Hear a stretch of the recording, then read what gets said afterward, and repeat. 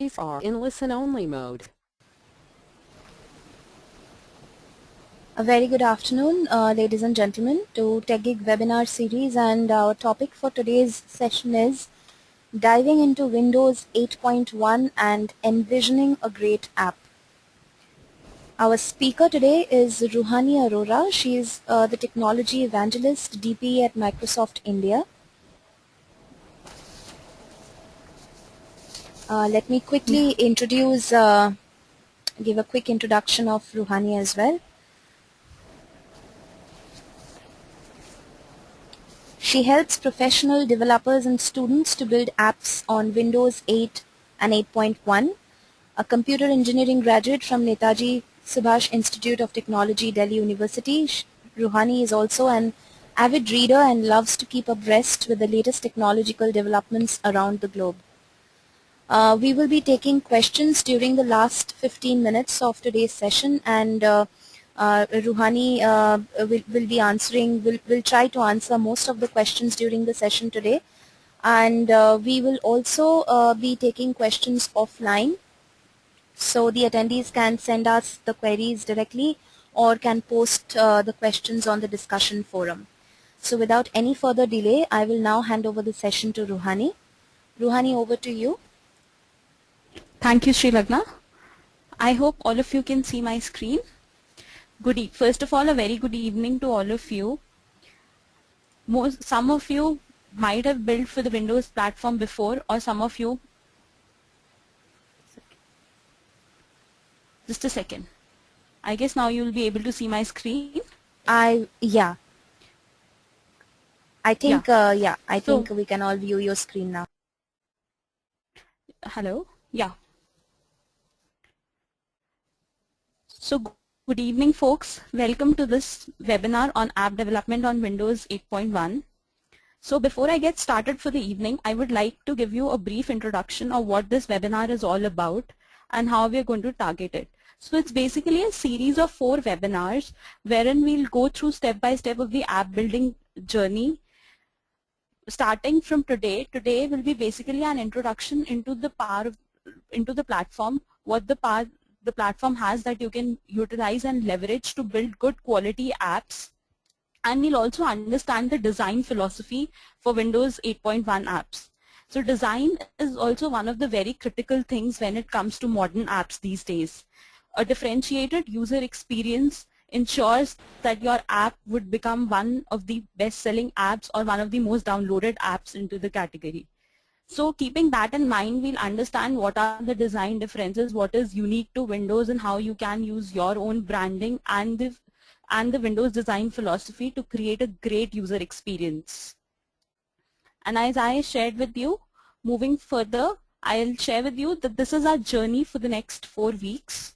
So this is here we are today, the 29th Jan, and we are here into the session of actually understanding what the platform is all about. And moving further, we'll move to the design and prototype stage in the subsequent week. And for the following weeks, we'll discuss about the different development aspects. So the aim of these 4 webinars will be basically to equip you with all the knowledge that you need to, come up with a good app. So I'll give a quick introduction. As Sri Lagna already introduced me, I work as a technical evangelist with Microsoft focused on building Windows 8 and Windows Phone apps. So our work revolves around working with our students and developer audience and working with some top app customers to help them build on the platform. So without any further delay, we'll get started. So the brief agenda for this particular session and the key questions that we'll be answering around in this session will include what is new in Windows 8.1. As you would have known, with Windows 8 the OS got completely reimagined. We had the release of Windows 8 OS in October 2012, and in less than a year's time frame, in 2013 we came up with Windows 8.1 after hearing a lot of feedback from all the developers, student audience, etc. And then we'll also discuss how basically has the Windows platform completely changed from the developers' outlook. We've got a concept of modern apps. So now we build modern apps for targeting desktops, laptops, PCs, etc. and tablets. And then we'll also understand on the architectural basis how does Windows runtime is used for building these modern apps. Then moving further, as I discussed, that design is one of the key things that one needs to know to create a differentiated experience. There was a time till when functionality was the core focus. But with the coming of apps, the kind of experience that the apps provide also matter a lot. And we need to think a lot from a platform perspective as well as from the consumer's point of view also. And then we'll also discuss what is the opportunity for modern app developers. Windows 8 has got a huge phenomenal reach. And we'll discuss how you can leverage this to monetize your apps and to reach your apps to the great set of customers. Then we'll discuss how to actually start building and how to get started on the app development journey, assuming that some of you might have built before, but some of the audience may be completely new to the platform and to this app development on Windows 8 or Windows 8.1. I'll also be covering a case study wherein we will highlight what are the basic design features that you need to incorporate and how is it different from iOS. What are the key design differentiators on this platform? So getting started, as I told you early on that with Windows 8, Windows got completely reimagined. Till Windows 7, we used to have mouse, keyboard, etc. But with coming of Windows 8, it became a touch-first UI. Touch became the first-class citizen. Though we still continued the support for mouse and keyboard, but as you can see on the left side top corner of the screen is a modern start screen for Windows. Some of you who would have been using Windows before Windows 8 or Windows 8.1 would have got a look at this. So now here you can see actually boxes. So these boxes are basically tiles. These tiles represent modern apps installed into the system. So looking at the nature of these tiles, the first intuitiveness is to touch them and get started. So as I discussed with you that this is all a touch first UI. And you have to keep this in mind while we build apps also, that as touch has become a very natural usage, especially considering the tablet form factors where it's all about touch. And so how we can leverage this and make apps that are very user friendly and give a great user experience. With Windows 8, the chipset has also been redesigned. Windows 8 OS got redesigned from the chipset. The boot time of the OS decreased significantly, and now we have a lot of form factors available. So from an 8-inch screen to an 80-inch screen, we have Windows 8 running. And the beautiful is that the OS beautifully scales across all these form factors. And you also need to just keep a couple of things in mind, and your app would also scale beautifully across all these form factors. So you need not make a separate app for different screen sizes or different form factors. The apps also scale beautifully along with the OS. You just need to keep a couple of things in mind, to ensure that it's a flexible layout and it's able to scale well. And the rest of the things are taken care of by the OS itself. For the first time in the history of Microsoft, we had a Windows Store. So Windows Store is the primary place for distribution of your apps. All the consumer apps that you want to put through are distributed through the store. And the reach of the store is phenomenal. The store gets shipped by default with every Windows 8 device. So all the systems running either Windows 8 or Windows 8.1 will have a store from where the consumers would be able to download modern apps. In case of enterprise apps, they could be side-loaded into the system and may not be present in the store. And there is one more thing: for an app to be in store, it has to pass a store certification. So there is something called Windows App Certification Kit, which you need to run and to ensure that the app is following all the guidelines of the store. This is done to ensure that we get good quality apps onto the store. Continuing further with our language neutral platform with what we had with .NET, we still continue with that language neutrality.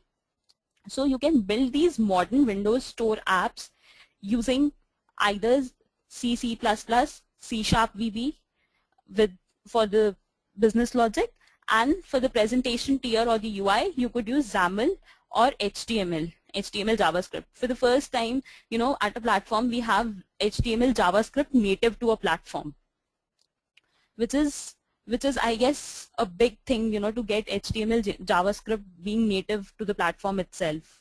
So depending upon your existing skill set, whichever skill set that you have, you might be a .NET developer, so you might want to build an app using XAML, C#, or you might be a web developer. If you are a web developer, you might be very comfortable with building HTML JavaScript apps. So you can choose any of the languages that you want to build your apps on. We'll discuss this further as we'll go along. So here we'll get into a deep dive into what the platform is all about. We'll understand the architecture of the platform. So at the bottom is what we have called the Windows Core OS services. So Windows Runtime is nothing but a part of the core OS itself. It's not a layer above the OS. It's a core OS itself. Like .NET used to be a layer of abstraction over the Windows Core OS services. Windows Runtime are in-memory binary interfaces. I'll discuss more about the Windows Runtime in a little while.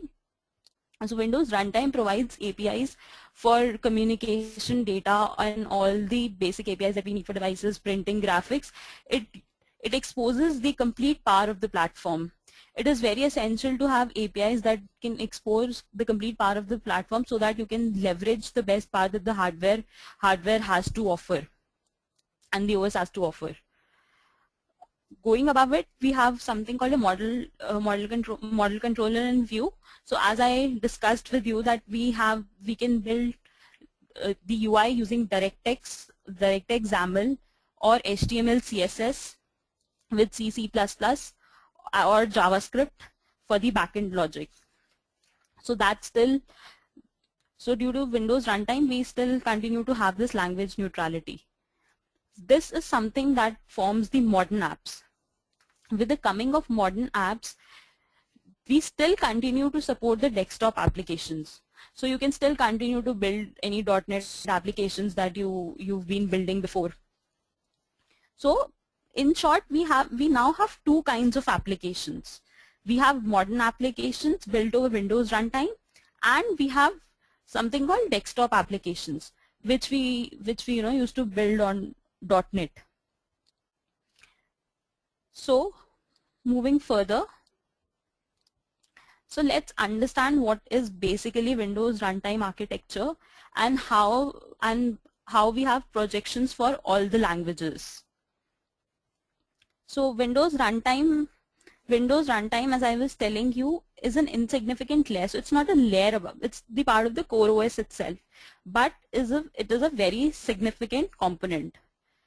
It is Windows Runtime is the endpoint to call all the core OS services, right? So it is just, WinRT is just an API nothing but an API implementation itself.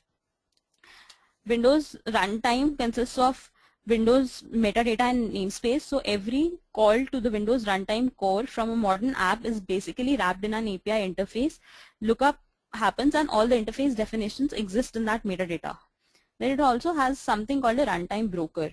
So for Windows 8 app, every hardware capability of the platform that you want to use, if you let's say want to invoke the camera capability, or you want to use the geolocation services or an internet, so all these calls are routed to the Windows runtime broker, and you have to enable these capabilities when you build for Visual Studio. So user is always asked whenever that the app will be accessing the internet capabilities or the geolocation services or the camera for that matter.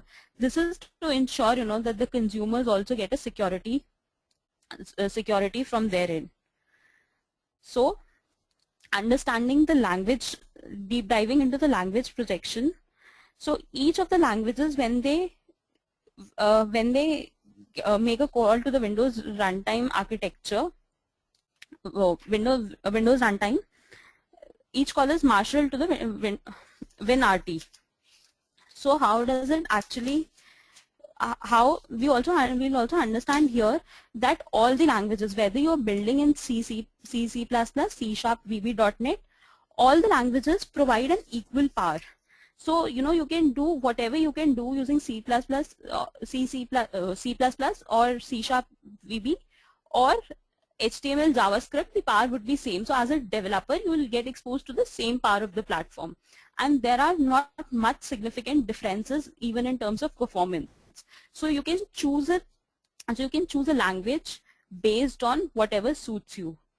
So understanding the projections here, the diagram here, now understanding what the diagram here represents is that, as I told you before, that Windows metadata will consist of APIs, will consist of signatures of API that exist in the core Windows runtime object, which is nothing but a COM-based implementation. So if you are from an era of COM-DECOM era, I guess you will be able to relate it better. So every so you would be aware of every COM component needs to implement 3 interfaces: IUnknown interface, 3 methods: add reference, release ref, and query interface. Likewise, every WinRT needs to implement IInspectable interface. So on the right hand side, you see that we have these projections for C++, C Sharp, etc. So for C++, since all this is COM based, so for C++, all the functionalities will become native binaries after compilation itself. So no reference to the metadata will be required. So they'll be able to make the call directly. And in C Sharp, since C Sharp and VB is managed code, certain calls to the metadata are done through the runtime, and some are done at the compile time. So they'll basically refer to the metadata twice, once at the compile time and once at the runtime. And for HTML JavaScript apps are HTML JavaScript is basically a metadata driven language. So deciphering of the API happens at the runtime instead of the compile time.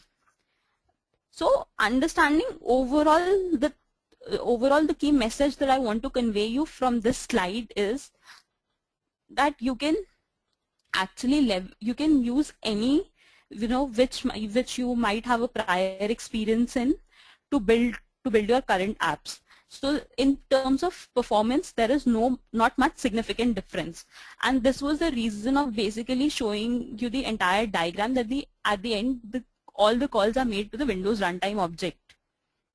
So you get the same power of the platform while you use either of the 3. So now understanding what the core platform is, what are the core APIs that the platform provides, and how we've changed from Windows 8 to Windows 8.1. So coming from Windows 8 to Windows 8.1, there have been a lot of changes. As as consumers, you would have seen a lot of changes if you're using Windows 8 before and you now started Windows 8.1, now started upgraded to Windows 8.1. So there had been some changes in terms of a very simple, we had been hearing a lot of feedback from all the student community and developer community. So it's not possible to, the OS has to evolve over time. So it's not possible to package in everything right at the start. So therefore we came up with this release in less than an year's time. And some of the notable user experience changes that you might have seen is that the start button is now back. Something that I showed you in the first slide, the tiles that are an entry point into your app. So now we've got various tile sizes. So we've got 2 more tile sizes now. So these are some changes that took place in context to the user experience. So apart from the user experience, we had a lot of changes. So a lot of new APIs got added to XAML. Performance of XAML, by the way, I'd like to tell you, is used for UI. It's a declarative language. It's basically extensible application markup language, which is proprietary to Microsoft. So you basically build your UI tier into XAML.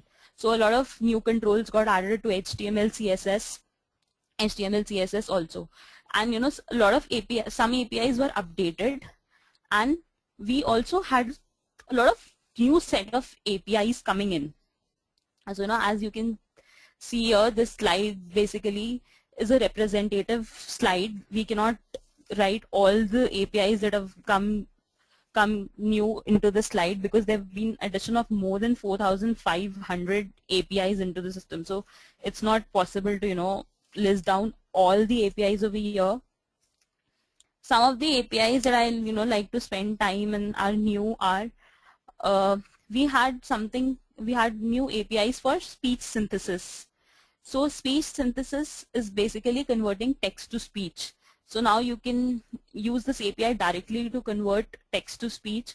You can leverage this API in various app scenarios, like probably if you're building some kind of a navigation kind of an app where you want the app to read out. So there are different, it's available in different languages. And then you also have some,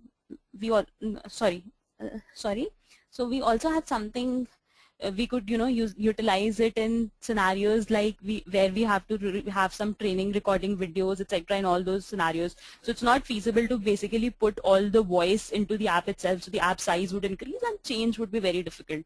So now we can directly use this text to speech API.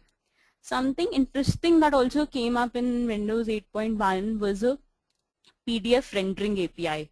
So now you can actually render PDF text directly into the app itself. So before this, it was not possible. From a modern app, you'll basically opening a PDF document, it'll get opened into another web view control or into the browser. So now you can actually render all your PDF text into the app itself, so you get this native feel.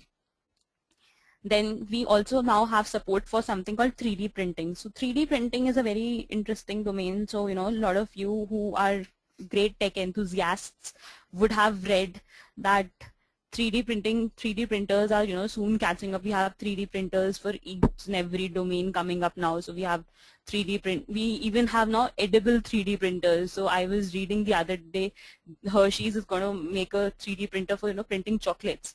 So 3D printing is basically a technology wherein we create 3D, where we print 3D objects by depositing layers. So we had 3D printers could be used for getting some machine parts or some toys or customized stuff like that. So with this trend of 3D printing catching up, Microsoft has kept pace with it, and now we have a 3D printing API. So calling of a 3D printer from your app will be as simple as calling as simple as we implement 2D printing. It inherits all the standard features like file, print queue, etc. So you can actually very easily use it in your app. We also had a lot of support for point of service devices. So we now have APIs supporting a lot of point of service devices, point of sales devices, and some human interface devices that you can actually use in your apps. So depending upon your app scenario, some of these APIs might come in handy. So we also had for authentication, we also had an addition of biometric authentication. Apart from this, we had a contacts API. So every account every store account requires, if you want to download any app from the Windows Store, you require an Outlook account.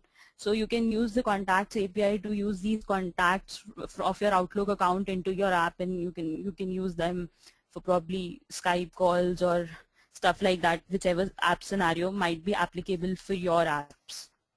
So that will vary from app to app. So we also continue to support the desktop APIs. So we had some additions into desktop APIs as well. We had an addition of tiles, notifications. We could now add a tile for a desktop app also onto a modern start screen. So that is, we still continue to support the legacy, but the main focus is on developing modern apps for the platform. Right. So as I discussed with you, there are a lot of APIs. Not everything can be discussed here. That is what I explained it to you. So this is basically a representative slide to let you know, what all something that have come up new and what all kind of APIs exists. So once you start building, you can actually go deep dive into the API that you are required to use in your app. You can find all these APIs at MSDN. Some of you might be already aware of MSDN. MSDN is the Microsoft Developer Network. So you have the documentation for all these APIs at MSDN. So you can refer to them at MSDN. Going forward,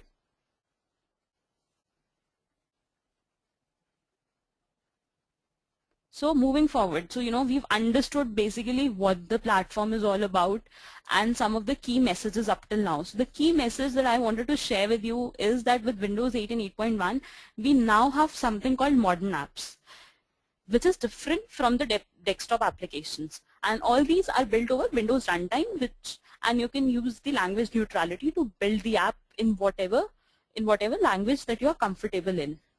Whenever we are looking out for building something, there has to be some motivation that drives us. There's something that we see, if we go on to build on a platform, if you want to build an app, we need, for anything and everything in life that we do, we need some kind of a motivation.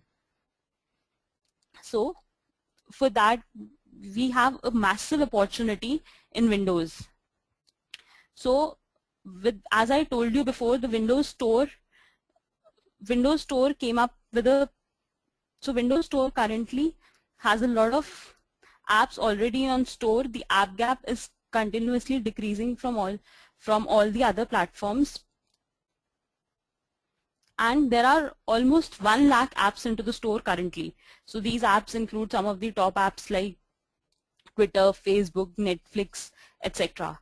And apart from, just having all these top apps onto this store, it's more, it's like a lot of other benefits for the developers also. So Windows has a best revenue sharing economics. So the revenue sharing starts at 70%, but once you cross $25,000, the revenue sharing model shifts to 80%, 20%, which is the best in the industry. So no other platform offers a revenue sharing of 80 to 20% ratio. So here I would also like to highlight some of the features of the store. As I already mentioned a lot of times before, that store has got a phenomenal reach. So with every device that's being shipped currently, a Windows 8 or 8.1, the store is by default there. So imagine the huge customer reach that you've got. So Windows penetration has been very, very high in the market as an OS, and it is growing even for Windows 8 and Windows 8.1. So you've got a massive opportunity to reach out to. Moreover, from the store perspective also, we've done a lot of changes within the store itself. So now we've made the store much more discoverable. So the store shows results to the customers based on their usage. So which ensures that your apps land to the right set of consumers. You could also, the app discoverability has become much more easier. So some of your apps that you've built, your other apps would get promoted onto that same app page saying that these are the other apps by this particular developer. So you can continue building series of multiple apps. And something else that I would like to share about the store with you is that the store so the store also had one more enhancement in Windows 8.1 with context to the developers. So what did we have new for developers? So from developers point of view, now the apps for the consumers that they've downloaded will get so the apps that they've downloaded will get updated automatically. So now they no longer have to update their apps, go to the store and update. So for us developers, what it ensures for us is that we no longer have to take care of the fact that that the consumer is using a current version of our app or not.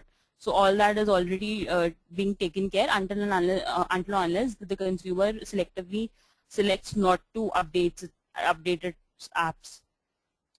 So going further, so how to get started? So now we've understood what the platform is, what is the opportunity for us.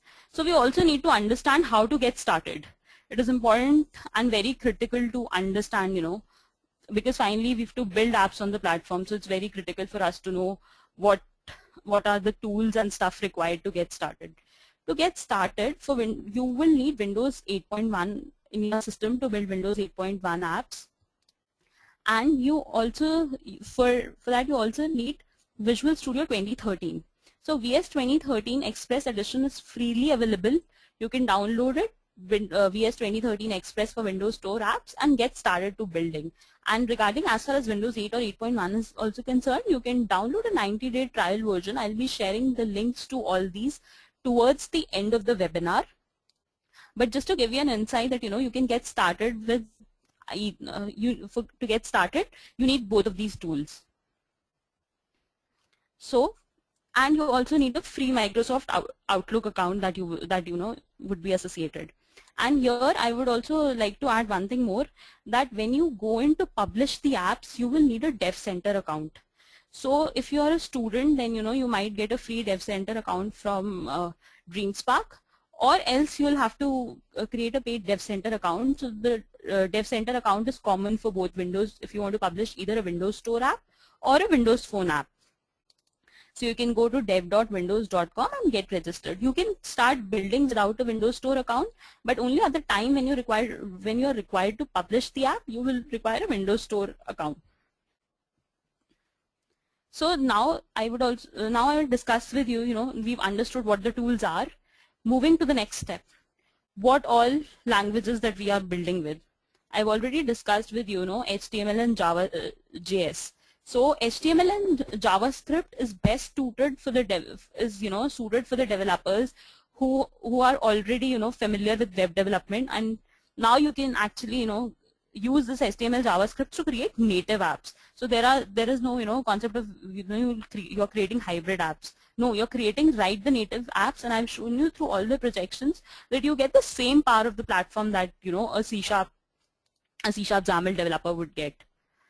So we also had a lot of new controls coming in Windows 8.1 for HTML JavaScript apps. So we had the support for navigation bar. I'll discuss what a navigation bar is. Navigation bar is in Windows Store apps, to place the navigation items where you want to navigate to.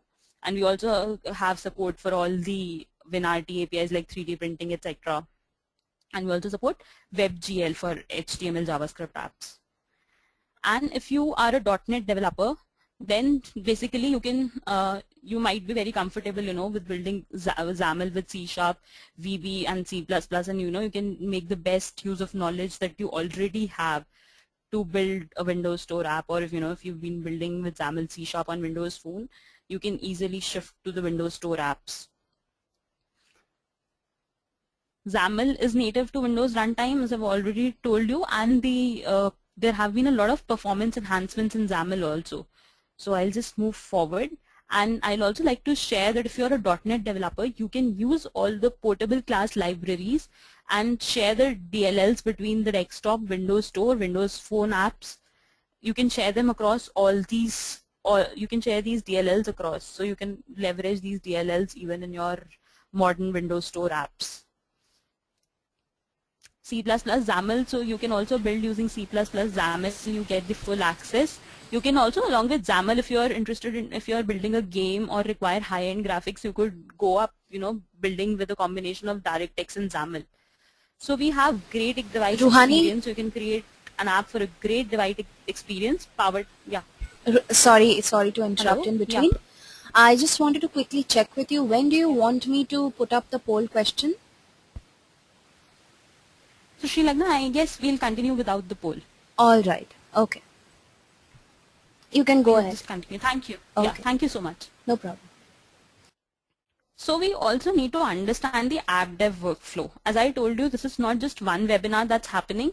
We will have a series of webinars. So this is just basically the aim of today's webinar is to get started and to understand what is all that is there in the platform and how you'll think about the design of your app to actually get started before before you dive into development. So there is a proper app dev workflow for that we generally follow. So the app dev workflow works like something that we start with something called an app idea. So I'll discuss going further that the idea is very, very critical to the app. Idea can make a big difference into how your app finally reaches to the consumers, because one thing that I like to share with you is that we just don't want our apps to get into the store. We also want that the users should download the app and should use it on a continuous basis. So we'll discuss some of the things that we need to take care while we think of an idea and while we think of a design. The second part is that we need to understand the architectural design. We need to understand the information architecture to get started, to have a proper flow of the app, and to incorporate all the use case scenarios of our app. Followed by which you can we go to the next step of creative design. So once you are done with these 3 steps, after that is that we delve into development and testing. For creative design, we have something called design templates that are available. So I'll discuss these design templates with you as we go forward. So a lot of us are good developers, but not a lot of us are good designers, or designing doesn't interest a lot of us. So to help those people out and to help things get at a faster pace, we have something called design templates. So these design templates actually jumpstart the development by 30 to 40%. So these are dummy Visual Studio projects that you could use and get started with your design development. Then once your design is ready, you've customized, these templates are dummy templates, you can customize them according to your needs. So there are more than 75 templates available on Codeplex, a free sharing, open source sharing site for Microsoft. So I'll share the links of the templates with you over there. And then we come into the phase of development. So we develop the app and then we test the app. So if you'll start developing with us on these 4 weeks journey, or you're developing anytime, so we have a support structure in place called the Windows Store App Labs. So Windows Store App Labs is a physical structure in Bangalore where we have Microsoft experts sitting in there to actually help you out with any of your design queries or any technical support that you need while you develop your app. Or as we discussed, that Windows 8 apps are for various devices and various form factors. So if you want to get your app tested across various devices, various form factors, so you can do it via Windows Store App Labs. And then you finally publish the app to the store. So when you publish the app to the store, you promote it through your own channels. And if your app is a really good quality app, so we also try to promote it through our social media channels in case it's a very good quality app. We also have something called Dev App Builders Club, where we on the website www.techelite.in, where we showcase some of the best developers who build good quality apps, the developers, the apps also. So there is a lot of detailed info, which you could get at www.techelite.in. So moving ahead, let's dive into building an app, building a good quality app. So the first and the foremost and the most important thing is an idea. So you need to understand that idea is a key to a famous app. So at the time when people were probably building Angry Birds, etc., so they were they might not have even got this clue of how famous the app could eventually become. So an idea can make a lot of difference. So I'll say whatever you think of any, you could think of any ideas in any domain, probably something that interests you, or some social problem, or anything that you could take up as your app idea. One very important thing while thinking of an app idea is to ensure that you think from customer's point of view. So at times we think from our dev angle, our functionality angle, but at the end of the day, it's the consumer who has to use the app. So put yourself, while you think of the app idea, into consumer's shoes. So that will actually help to create a very feasible and an app idea that might be very a big hit next, come in the next few days, or after you publish your app. and spend some time to finalize your idea and understand that, you know, there is some uniqueness that you need to provide to the consumers. I like to put in 2 points over here is that, you know, once you sit down and, you know, you think of ideas, sit down and think and list down all the scenarios for your app. And also understand one line statement of what your app is great at. So, you know, think of a core scenario. So with, unlike the other softwares that we had, you know, wherein we used to put and pack a lot of functionality, for the apps are mainly centered around the core scenario that they have to provide to the user. So the usage time span for an app is also very limited. So, you know, users want to get users download an app to get one particular thing done. So ensure and, you know, take care of that factor and try to figure out and write down what your app is great at, and also list down all the scenarios for your app before you get started into the development. It's very difficult, you know, if once we get started into development and then we realize, oh, we could have included this or we could have included that. So that actually makes the process, you know, we have to go back all over again from the scratch. So it's important, you know, that we spend some time on the idea, thinking it from the perspective of a modern app that, you know, it will be used across tablets, PCs. So, and also keep in mind the target audience that we have for that app. And design, there is no alternative to design. There is only one design, good or bad. So all of us, you know, living in the days of smartphone and tablet era, all of us use a lot of apps right from the morning till we go to sleep at night, right? And there are tons of apps available for, you know, doing a one particular thing also onto the store. So what makes these apps different? The only key, no doubt, a unique concept is, you know, can be a USP for your app. Even if it's not a very unique point, if it's executed in a very beautiful manner, probably users will come and, you know, like to they like to come back to your app again and again. It's just not that, you know, they'll download your app and that is it. So first impressions matters a lot. So do take care of the first impression. And while thinking of an idea, do make sure that it is viable in the business sense and it is technically feasible, right? So think of both the perspectives. So it should have a business viability. You know, there is something that might be business-wise viable, might be tough to do technically, or vice versa. And above all, create a user experience that is phenomenal, because that is one key thing, you know, that is very, very important in this era of modern apps. So what is Windows design philosophy? So, you know, while you build your app, no doubt your app will have your unique branding. If you're already a company, if you're already working for a company, etc. So you might have your own set of brandings. But, you know, there are some things that if you keep, there are some guidelines and principles if you follow, you know, they'll give a feel to the app that is native to the Windows. So once we get, you know, user would be using a lot of apps. If he's using the Windows platform, he'll be using a lot of apps. So if there is some kind of commonality, you know, that becomes intuitive for him to use it in that particular manner. So it's also important that you ensure that the app is in sync with the design philosophy of Windows to actually create a great impact. So one of the first design principles, all these design principles, you know, have been incorporated into our modern start screen and the modern design philosophies, and there are certain examples of very great apps that are using these design principles.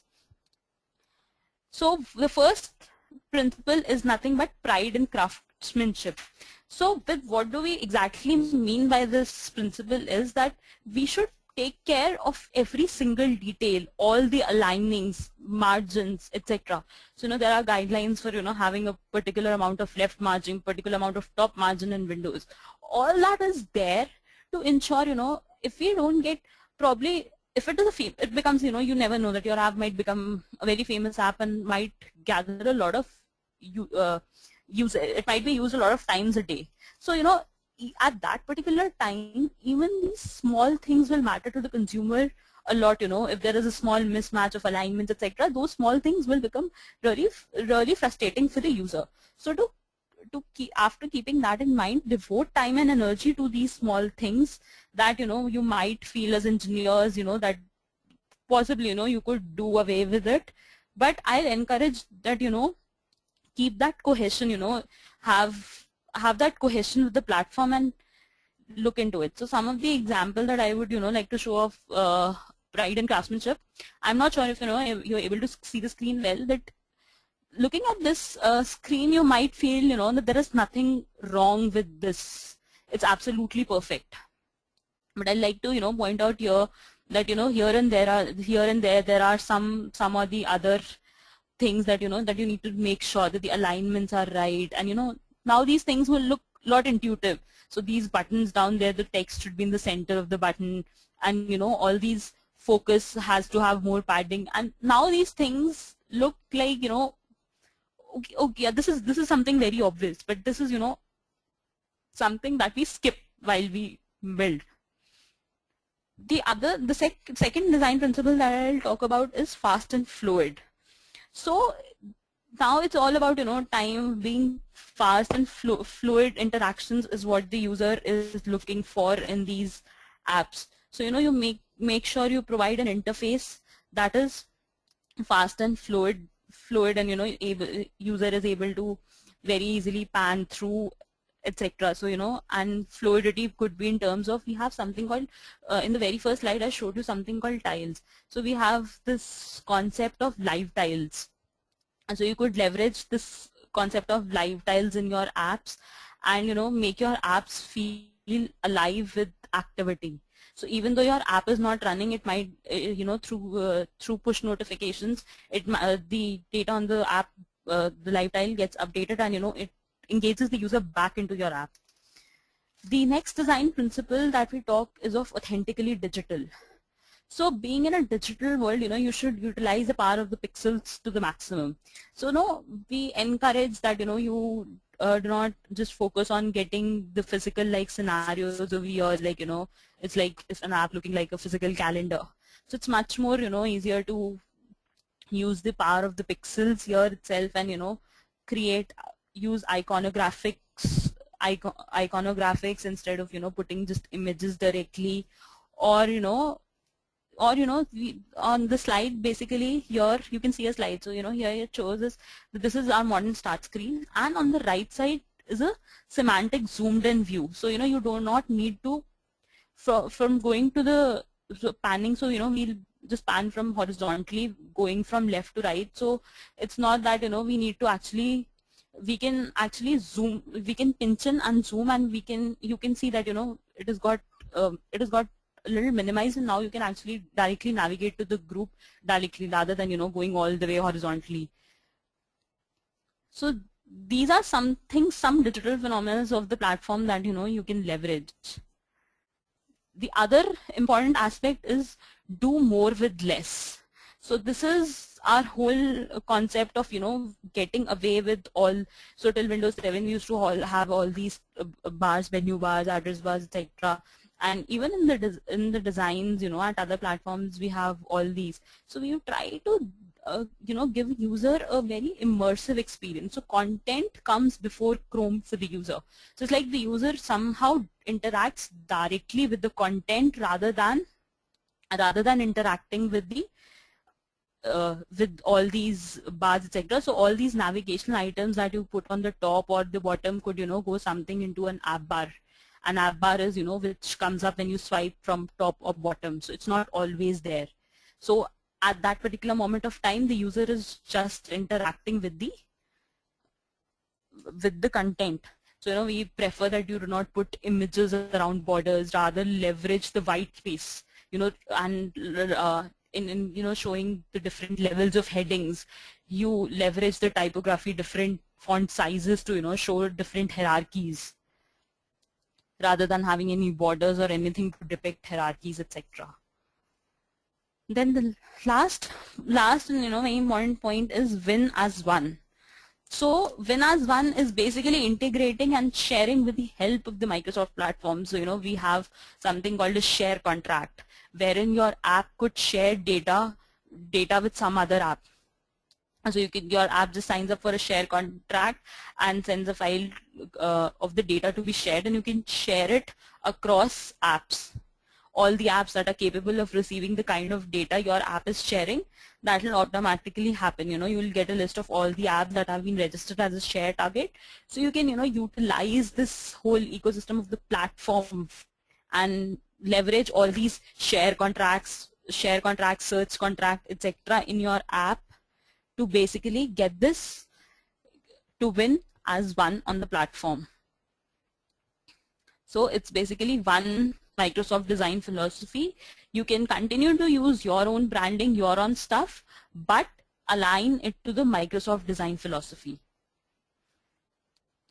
So before going further, I'll show you a quick demo of one of the nice design samples in the on Windows Store apps. So I hope you're able to see my start screen. So we have an app called Great British Chef. So something that comes up at the first is the start screen. Here you can see how beautifully the app transitions and it's directly interacting with the content. So we do not have any borders or anything around these images that you can see. We have something called the app bars that come up. So on the top that you can see now, I guess you'll be able to show it, is the app bar on which we basically put all our navigational items. So if we want to go to a chef section or to a particular recipe section, we put it in the app bar rather than having it on the main screen. And then we have something called a back button from where we could actually keep a track of the navigation stack and go back to the page we were on. So you can see how beautifully the content has been laid out and the beautiful design experience that this app provides. You can probably, go through some of very good design examples on the platform. There is another app called Cocktail Flow. You can have a look at these apps while we go back to the presentation. So you can have a look at these apps and continue accordingly on the platform and leverage this bar. So moving further in the slides, I hope you got the view of things that I was trying to provide. So as I told you, on the navigation pattern, you could have a main hub page and then have a navigation bar with, wherein you could actually put in content to, navigate to, rather than having it on the main screen, icons to navigate to from the main screen itself. You could put up in-app search into your app. And we recommend that you use these edges for these app bars very nicely. You put in all the right set of content that you want to put in, all the right set of commands, group them on left to right based on the usability, and on the bottom app bar will come commands like, comments, rotate, etc. And on the top app bar you see that there were navigational commands, right? And now be a part of larger something. So I was discussing all these contracts. So we have contracts, we have share contracts, search contract, file contracts. So using share contract, so this is what your app can do. So you can implement a share contract wherein your app will be able to share data with other apps. You could have a search contract wherein your app, you could search all across the windows from your apps. You could use and save data into some local files using the file pickers, or you can, save data into another app using these file pickers. You can use calendar into your app. So you can become a part of the bigger picture that exists. So, this is what share I was talking about. So you can share this article, you see the share pane that opens up, and you can share it with another app. On the right side, you see a reading list app open. You can share it via this reading list app. So you do not need to take care, which all apps your app will be sharing the data with. This is because, Windows takes care of it. Once you implement the share target, it's done. So, you can think of scenarios in this particular manner to think about all this stuff. And then a live with activity, as I told you about live tiles. So we have something called concept of live tiles, which appear to be running even though, your app has stopped running, right? So you can leverage all these to make your app a really good app.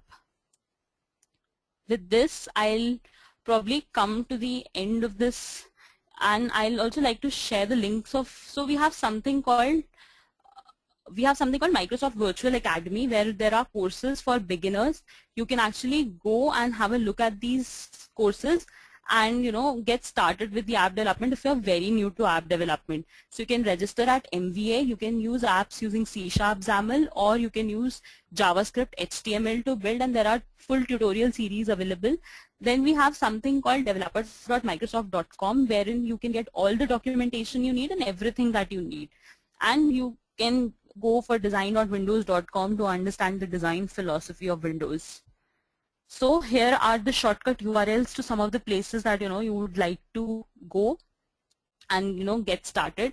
So this, as I told you, is just the beginning, and it's the first webinar. Moving further, we will next time we'll discuss the complete how to design your app from start, and then we'll discuss how to develop and what all features you can add to your apps.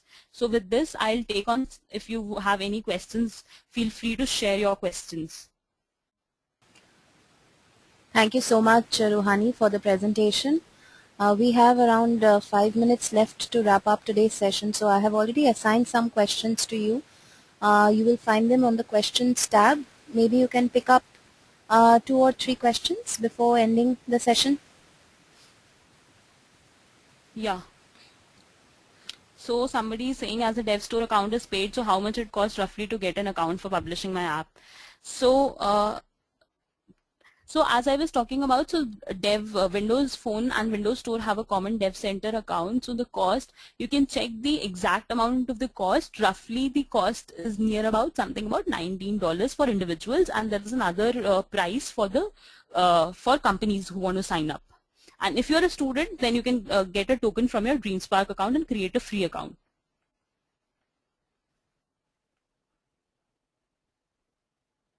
What is the scope for a .NET developer to develop a mobile app? So if you are a .NET developer, you can use C# and XAML to develop either a Windows Phone app or a Windows Store app. And as I discussed before, you can use some of the portability class libraries, and your existing skills will come in handy. So it will be very easy to you won't have to learn C# or etc. from all the start.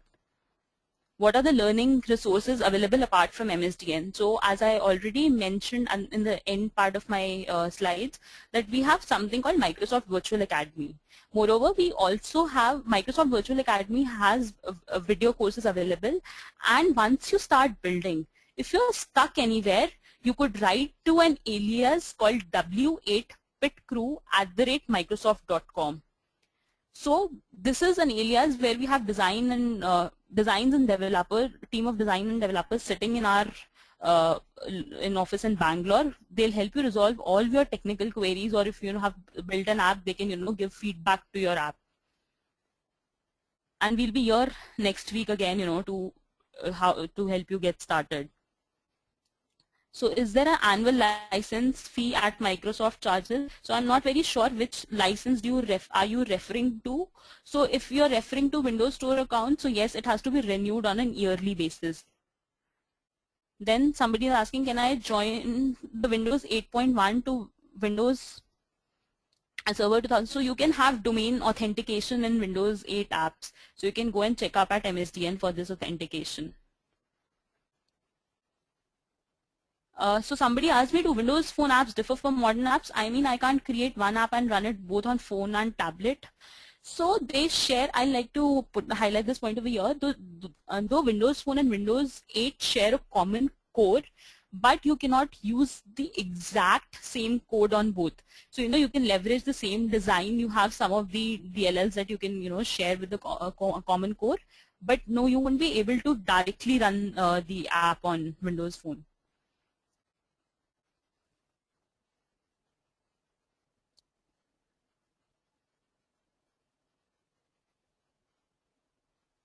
So somebody is asking me, there's a there's a different technology for building a desktop and a mobile app, or can we use the same functionality for both but just the same UI?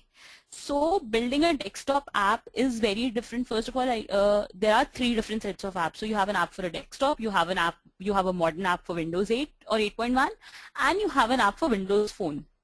So yes, the process for all the 3, so you cannot share, you cannot, directly run any of the 3, on all the 3 platforms. So you could develop using this same, you could develop for same functionality, same use cases, but direct code will not, you wouldn't be able to use the direct similar code for all the three.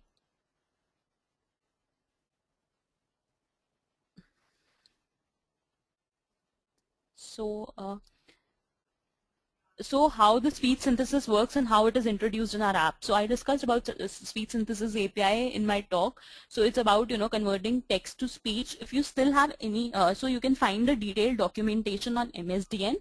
In the interest of time, I wouldn't be able to, go over and explain it all over again. But you can, if you have any queries, you can feel free to reach out to me at ruha@microsoft.com.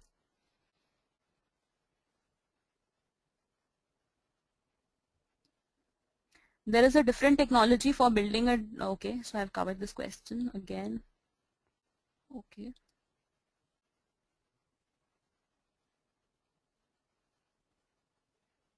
So, okay, I'll take one or two more questions before we wind up. Which platform is the best and the easy way to develop Windows Store app, JavaScript or C#?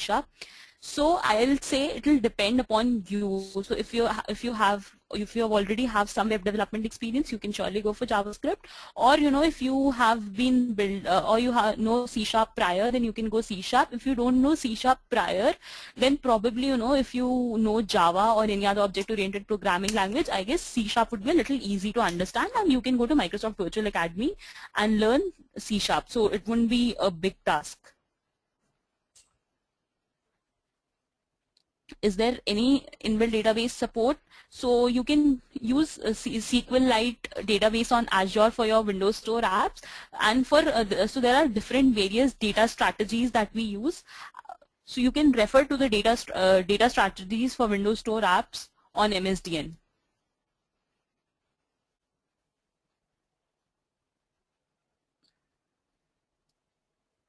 So I guess thank you. With this, we'll end today's webinar. Thank you all for joining in. Hope you've understood, and we'll be back again next week. One of my colleagues will be here again to we'll discuss the design and the information architecture for the modern Windows apps going further. Thank you so much, Ruhani, for the presentation. I guess. Yeah, thank you so much for joining in and taking some of the questions. Though we still have a lot of questions left to be answered. So I would request all the attendees to share the questions with us offline. Maybe come on techgeek.com and post the queries on our discussion forum. And they can also email the queries directly so that we could share them with the expert offline. And also would like to inform the recording of today's session will be available on the site by tomorrow afternoon.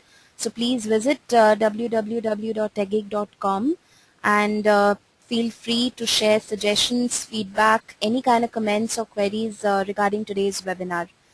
And with that, I would quickly wrap up today's session. Thanks once again, Ruhani. Thanks, Sri Lagna. It was great joining in here, and we will be joining back again with a continued series of these webinars. Yeah, we look forward to having you or your colleagues next week. One of my colleagues, Samiksha Khare from Microsoft, would be joining in for the next webinar. Sure. So we will look forward to that, and for all the attendees, I think this is a great information. All of you can come back up next Wednesday, if I'm not wrong, and join in to the step 2 or the level 2 of today's webinar. Yeah. Thank you everyone. Thank you, Ruhani.